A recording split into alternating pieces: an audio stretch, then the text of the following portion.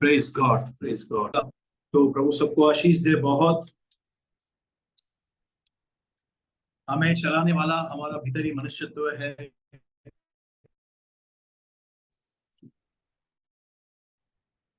की दुनिया। तो पौलुस इसके विषय में बहुत सारी बातें कहता है। जैसे अगर आप इफिसियों की पत्री पढ़ेंगे तो उसमें लिखा है 3:16 में कि मेरी ये परमेश्वर से प्रार्थना है कि वह अपनी आत्मा के द्वारा तुम्हारे भीतरी मनुष्यत्व को बलवंत करे। भीतर की दुनिया, भीतर का मनुष्यत्व यानी अंदरूनी दुनिया, भीतर का मनुष्यत्व जो हमारा नया न्यू मैन, जो हमारा आत्मा यीशु पर विश्वास करने के कारण बपतिस्मा लेने के बाद जो हमारा आत्मा नया होता है, रीबॉर्न बोलते हैं उसको। तो बोलता है तुम उसमें मजबूत होते जाओ, उसको डे बाय डे नया करते जाओ। ठीक है ना। जैसे एक बच्चा पैदा होता है तो उसको पहले दूध चाहिए, फिर दाल खाता है, फिर मांस खाता है। वैसे ही मसीह जीवन में एक हमारी लेवल है। हमें पहले निर्मल आत्मिक दूध की लालसा करनी है, जैसे पत्रस में लिखा है। फिर इब्रानियों का लेखक कहता है कि तुम अब तक दूध पीते हो।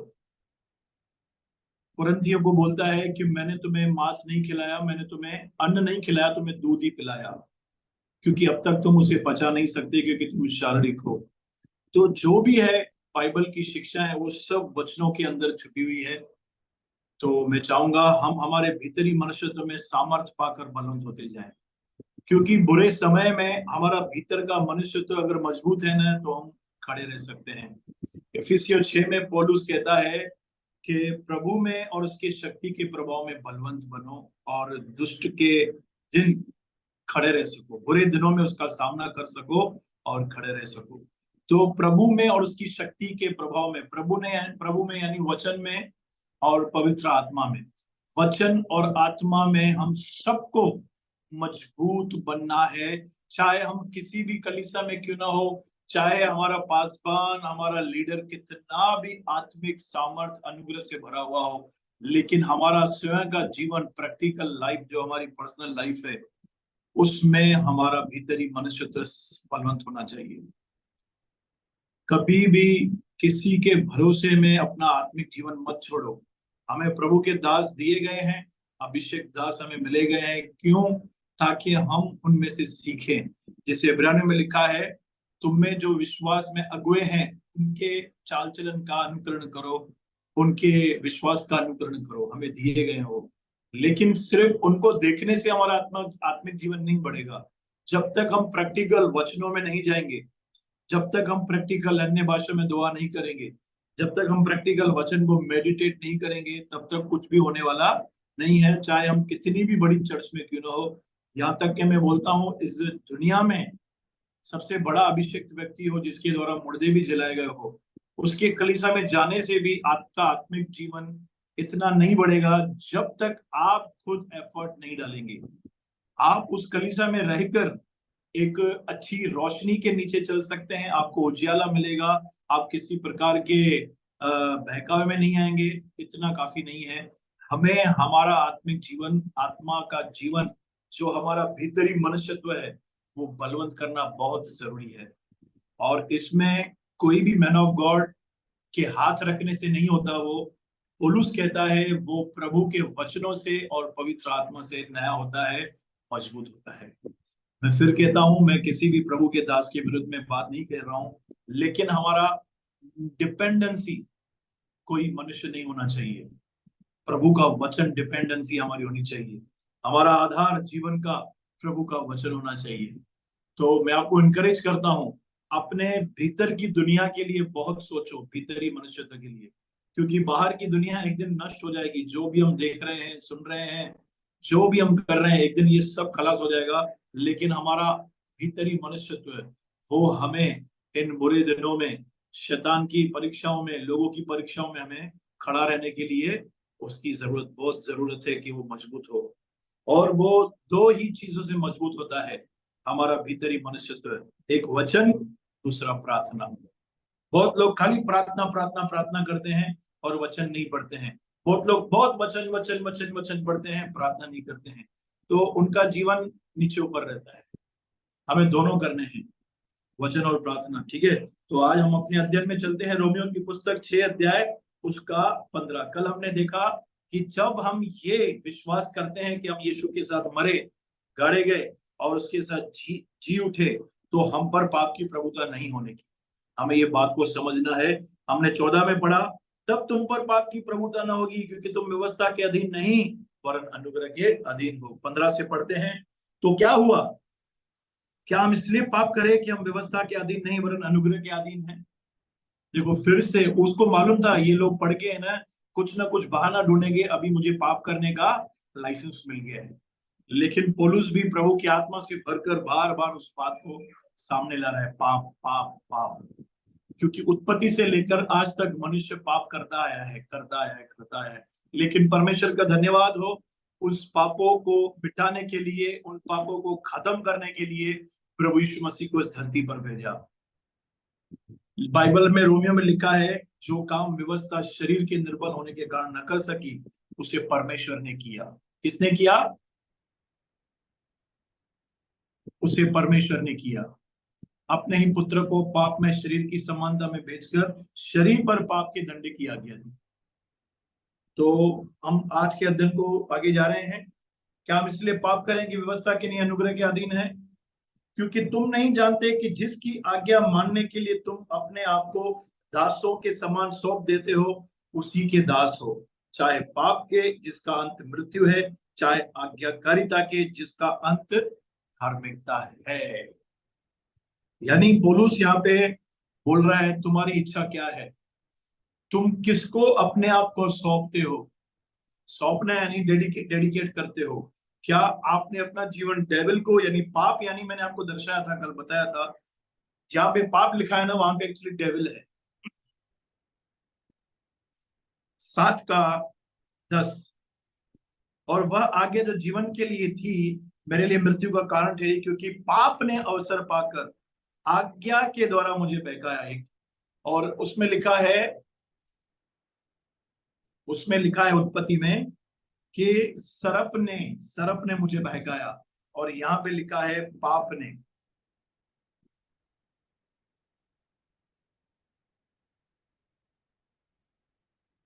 Thank you Lord Jesus. चाहे पाप के जिसका अंत मृत्यु है, चाहे आज्ञाकारिता के जिसका अंत धार्मिकता है। परंतु परमेश्वर का धन्यवाद हो कि तुम जो पाप के दास थे, हो नहीं, हम पाप के गुलाम थे। बहुत ही ये इंपॉर्टेंट है।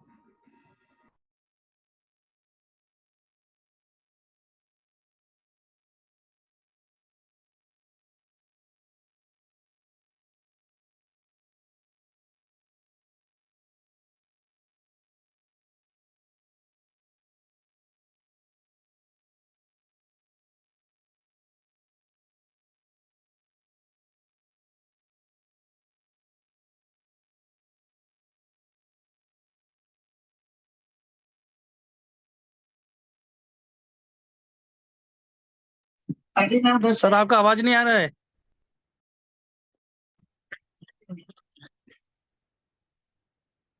हाँ, आवाज आ रही मेरी? आ रही। ओके ओके ओके ओके, वो नेटवर्क प्रॉब्लम है लगता है। Praise God. तो बोलो, मैं पाप से छुड़ाया गया हूँ। मैं पाप से छुड़ाई गई हूँ। ठीक है, मैं तुम्हारी शारीरिक दुर्बलता के कारण मनुष्य की रीति पर कहता हूँ, जैसे तुमने अपने अंगों को कुकर्म के लिए अशुद्धता और कुकर्म के दास करके सौंपा था, वैसे ही अब अपने अंगों को पवित्रता के लिए धर्म के दास करके सौंपो। पौलुस यहाँ पे हमको एक सलाह दे रहा है, जैसे हमने पाप को करने के लिए अपने शरीर को दे दिया था, यानी शैतान को दे दिया था। शैतान को दे दिया था यानी जो भी संसारिक चीजें हैं, हमारा मन बोलता था हम करते थे, तो उसके हम, जैसे हमने पढ़ा, जिसकी हम आज्ञा मानते हैं हम अपने आप को उसके हाथों में सौंप देते हैं।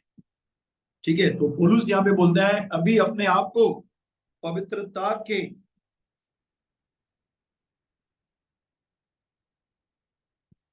19, मैं तुम्हारी शारीरिक दुर्बलता के कारण मनुष्य की रीति पर कहता हूं, जैसे तुमने अपने अंगों को कुकर्म के लिए अशुद्धता और कुकर्म के दास करके सौंपा था, वैसे ही अब अपने अंगों को पवित्रता के लिए धर्म के दास करके सौंपो।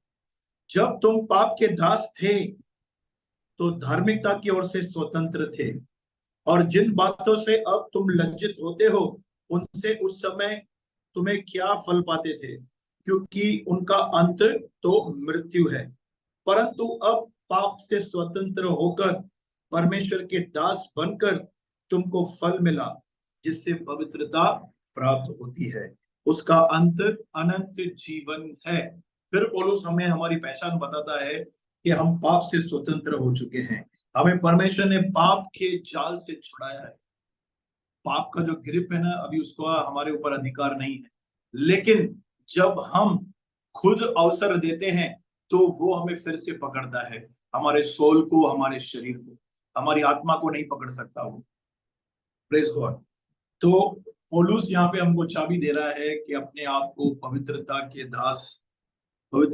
दास होने के लिए परमेश्वर को सौंपो, यानी ये काम हमें करना है। और ये काम होता है प्रभु के साथ संगति करने के समय, अपने मन को नया करने से, वचन को मेडिटेट करने से, परमेश्वर के दासों के साथ संगति करने से हम डे बाय डे नए होते जाते हैं। Praise God. क्योंकि पाप की मजदूरी तो मृत्यु है, परंतु परमेश्वर का वरदान हमारे प्रभु यीशु मसीह में अनंत जीवन है। सीधा चलेंगे अध्याय 7, विवाहित जीवन का दृष्टांत।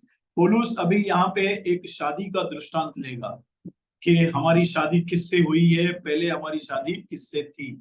ठीक है, हे भाइयों, क्या तुम नहीं जानते, मैं व्यवस्था के जानने वालों से कहता हूं, यानी स्पेशली यहूदियों के लिए जो लोग व्यवस्था को जानते थे, कि जब तक मनुष्य जीवित रहता है तब तक उस पर व्यवस्था की प्रभुता रहती है। ठीक है ना, क्योंकि विवाहिता स्त्री व्यवस्था के अनुसार अपने पति के जीते जी उससे बंधी रहती है। जब तक पति जिंदा है तब तक पत्नी उसके साथ बंधी हुई है, परंतु यदि पति मर जाए तो वह पति की व्यवस्था से छूट गई, यानी वो व्यवस्था जो वाव सब लेते हैं, कस्में खाते हैं प्रभु की प्रेजेंस में, हम उसमें से छूट जाते हैं, व्यवस्था से छूट गई।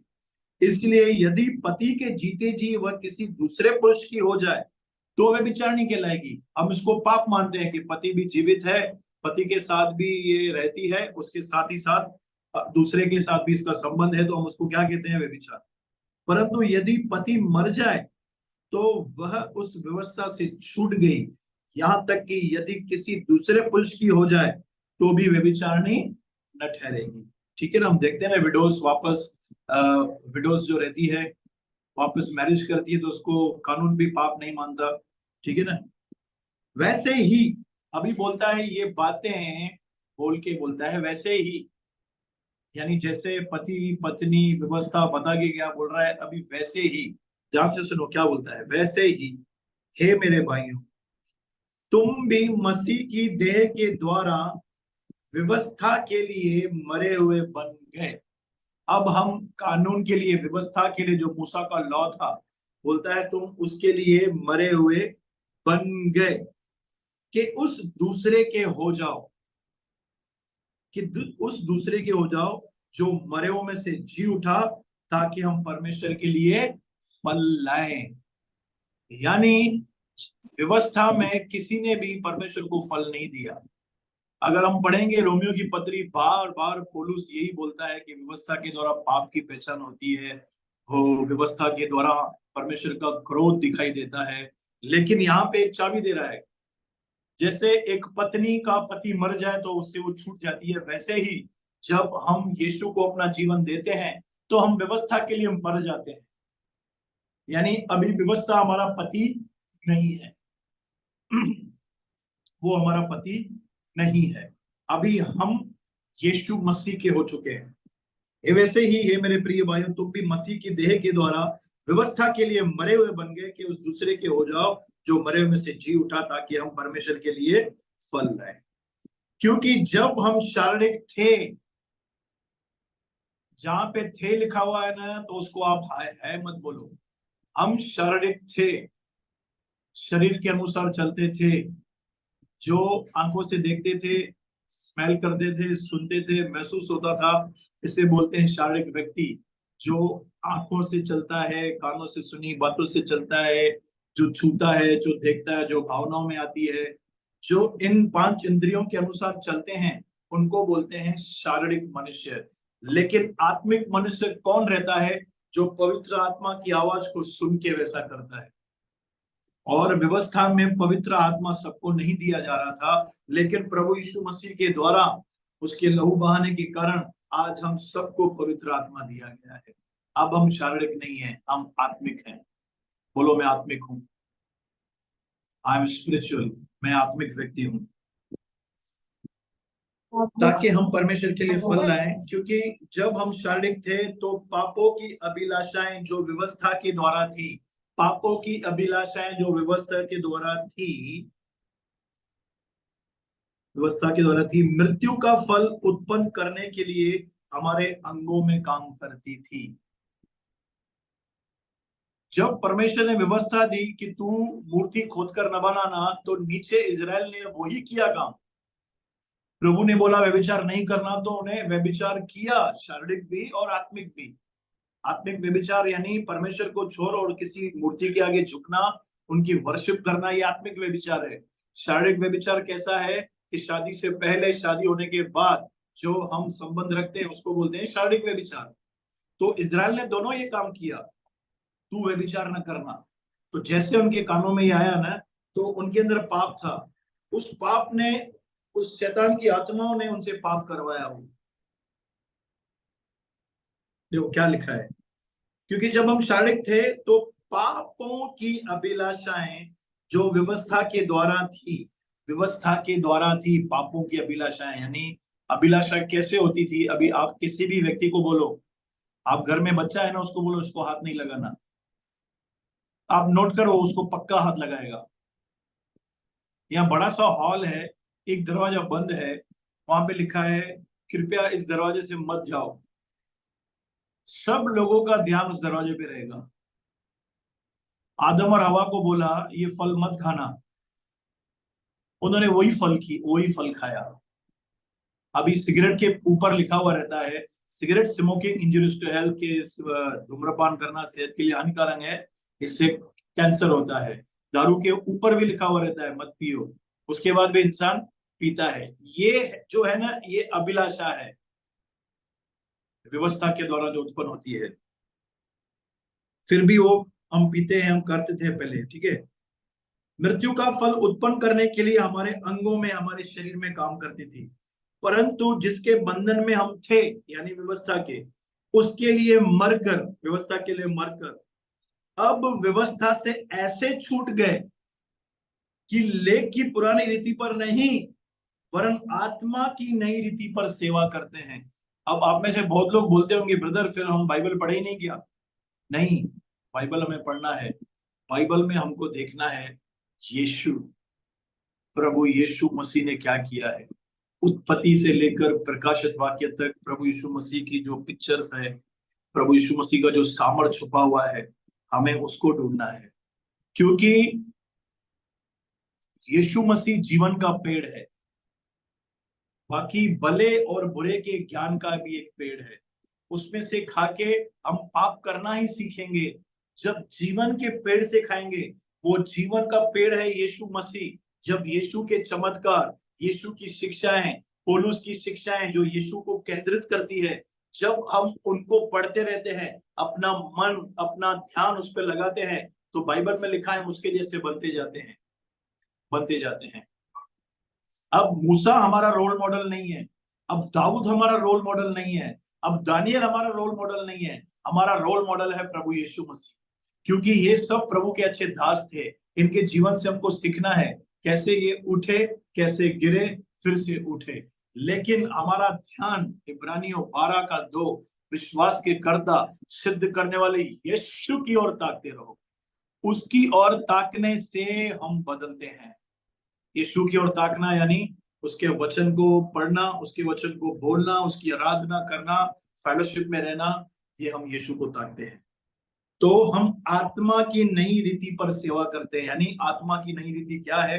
आप घर पे बैठे हो, प्रार्थना कर रहे हो, पवित्र आत्मा आपको एक विषय देगा, इसके लिए प्रार्थना करो। वो जो विषय है ना, आपने कागज पे लिखा नहीं है, लेकिन आत्मा आपको अंदर से बोलेगा। और जैसे आप उस विषय के लिए प्रार्थना करेंगे, आपको उसका रिजल्ट मिलेगा। यह है आत्मा की रीति पर सेवा। ये बहुत ही आसान है। पहले लिखी हुई बातों को फॉलो करते थे, आज हमें आत्मा जो बोलता है, जो हमारे अंदर है, और वो आत्मा इस वचन को ही कंफर्म करती है। नए नियम का जो वचन है, जो भी वचन है प्रभु का, आपको कंफर्म करेगा। वो आत्मा की रीति पर नए सेवा करते हैं। क्यों? क्योंकि हम अपने पहले पति के लिए मर चुके हैं। जो व्यवस्था थी, जो कानून था, जो हमें करना था, हमें व्यवस्था का पालन करना था, हमें आज्ञा पालन करनी थी, जो नहीं हो रही थी, अब हम यीशु में आ गए हैं। आमीन। आगे पढ़ेंगे। और व्यवस्था और पाप, तो हम क्या कहें? क्या व्यवस्था पाप है? कदापि नहीं, वरन बिना व्यवस्था के मैं पाप को नहीं पहचानता।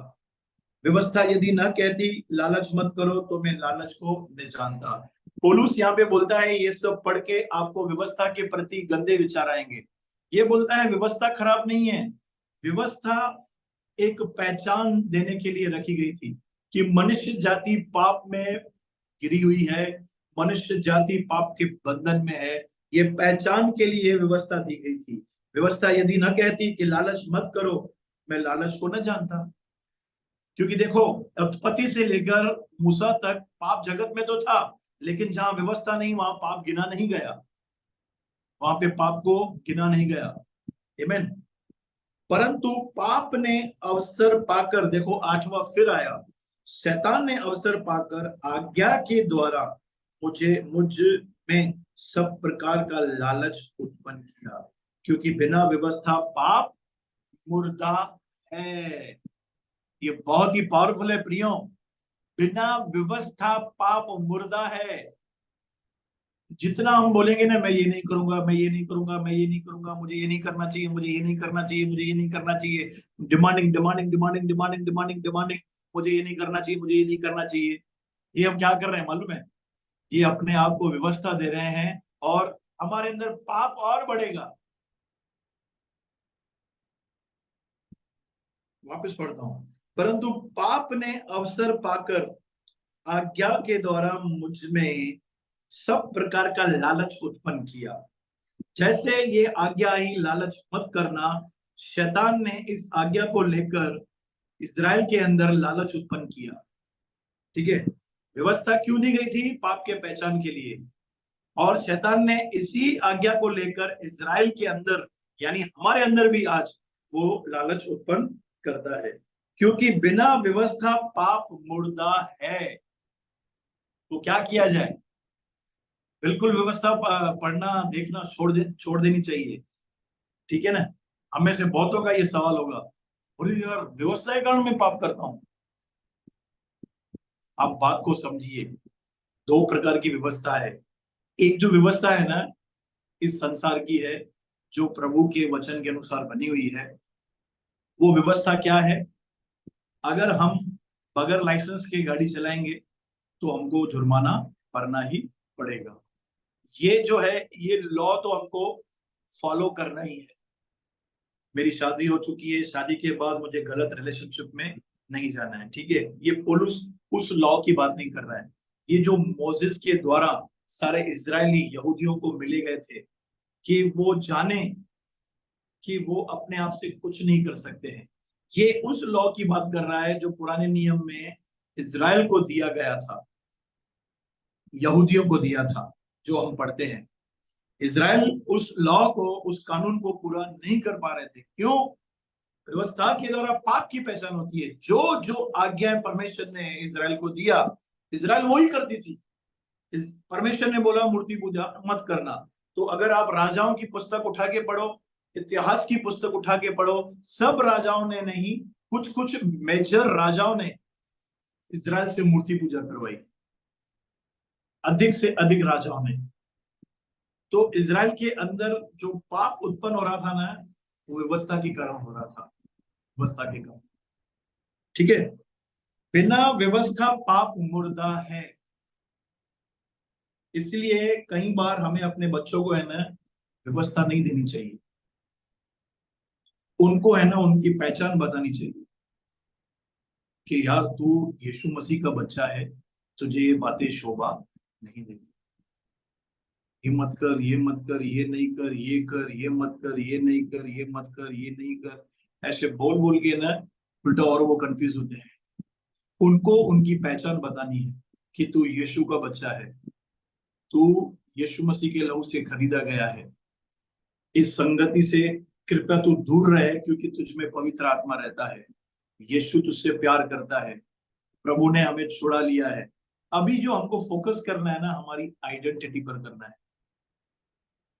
व्यवस्था नहीं देनी है। आप प्रैक्टिकल देखो, आज आप रात को भूल के सो, मैं सवेरे जल्दी उठूंगा और 3 घंटा प्रेयर करूंगा, मैं सवेरे जल्दी उठूंगा 3 घंटा प्रेयर करूंगा, आपकी सवेरे नींद ही नहीं खुलेगी। क्यों? ये जो लॉ है ना, हमारा शरीर जो है ना उसको मानने के लिए तैयार नहीं है। आप ऐसा प्रार्थना करो, पवित्र आत्मा मुझे सहायता कीजिए, मैं मॉर्निंग में प्रेयर करना चाहता हूँ, मुझे सहायता कीजिए। मैं किसके ऊपर डिपेंड हो गया? पवित्र आत्मा के ऊपर, अनुग्रह के ऊपर। डिमांडिंग डिमांडिंग, मैं ये करूंगा, मैं वो करूंगा, मैं ये करूंगा, मैं वो करूंगा। सोचो मत, प्रभु के अनुग्रह से चालू कर दो। बिना व्यवस्था पाप मुर्दा है। मैं तो व्यवस्था बिना पहले जीवित था, उत्पत्ति से लेकर मूसा तक, परंतु जब आज्ञा आई, यानी जब व्यवस्था आई, तो पाप जी गया। पहले पाप था पर मुर्दा था, लेकिन जब व्यवस्था आई, तू विचार न करना, तो उस पाप ने जड़ पकड़ ली। अरे यार, अभी तो मैं करूंगा, और मैं मर गया, यानी हमारा आत्मिक मनुष्यत्व मर गया। और वही आज्ञा जो जीवन के लिए थी, मेरे लिए मृत्यु का कारण ठहरी, क्योंकि पाप ने अवसर पाकर आज्ञा के द्वारा मुझे बहकाया, उसी के द्वारा मुझे मार भी डाला।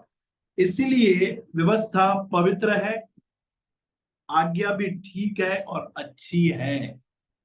व्यवस्था पवित्र है, आज्ञा भी ठीक है और अच्छी है, लेकिन ये हमको पवित्र, ठीक और अच्छा नहीं बना सकती, ठीक है। ये खाली इंफॉर्मेशन है। तो क्या वो जो अच्छी है मेरे लिए मृत्यु ठहरी? कदापि नहीं। परंतु पाप उस अच्छी वस्तु के द्वारा मेरे लिए मृत्यु का उत्पन्न करने वाला हुआ, कि उसका पाप प्रकट हो और आज्ञा के द्वारा पाप बहुत ही पापमय ठहरे।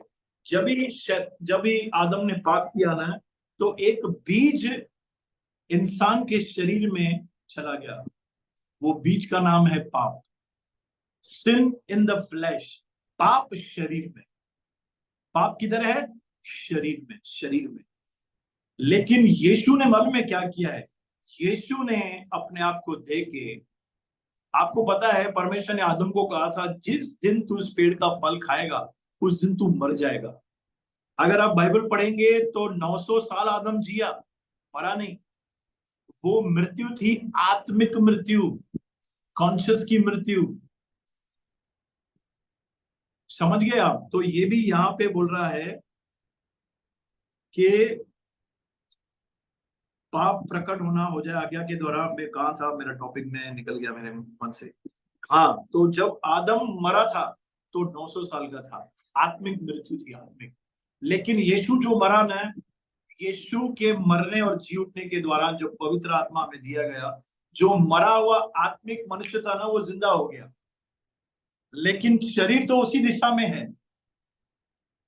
हमारा शरीर नया नहीं हुआ है, हमारा मन भी नया नहीं हुआ, हमारी स्पिरिट नहीं हो गई। मनुष्य 3 भागों में बना हुआ है, शरीर, प्राण, आत्मा। ठीक है, ये शरीर, प्राण। यीशु पे हम जब विश्वास करते हैं ना, ये सेव हो जाता है, आत्मा। अभी 2 चीजें हैं जो हमें वर्कआउट करना है, वो है शरीर, दूसरा प्राण यानी हमारा मन। ये दोनों चीजें हैं। शैतान का अटैक यहाँ पे होता है, बीमारी का अटैक, गलत थिंकिंग, डिप्रेशन, स्ट्रेस, ये सब इनको असर करते हैं। इसको असर नहीं करता है क्योंकि ये सेव्ड है, यीशु मसीह के लहू से ये कवर है, सील लगा हुआ है इसके ऊपर। इफिसियों में लिखा हुआ है 1:17-18 में कि उसने हमें पवित्र आत्मा की मोहर लगाई है, मोहर लगा दी है। लेकिन ये दोनों में लफड़ा है।